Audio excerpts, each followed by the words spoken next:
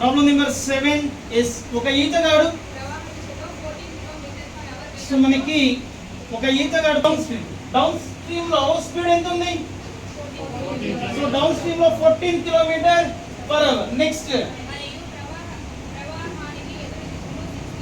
ప్రవాహానికి ఎదురు దిశ అంటే upward streamer downward streamer upward stream ఎంత ఇచ్చాడు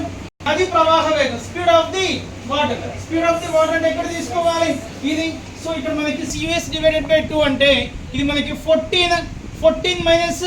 6 అవర్ ఓకేనా సో మనకి ఈ అంటే నది ప్రవాహ వేగం ఎంత ఉంది అంటే నది ప్రవాహ వేగం వచ్చేసి 4 కిలోమీటర్ 8 ఓకే ఎక్కడ తీసుకోవాలి డౌన్ స్ట్రీమ్ అంటే DS కదా అంటే ఎక్కడ కావాలి అంటే సో ఈ రెండింటిని ఏం చేయాలి ప్లస్ మైనస్ చేసి బై 2 చేయాలి అంటే ఇది మనకి 11 మైనస్ 5.5 డివైడెడ్ బై ఏమైతుంది 2 11 మైనస్ 5.5 అంటే ఏమైతుంది సో మనకి 11 మైనస్ 5.5 అంటే 5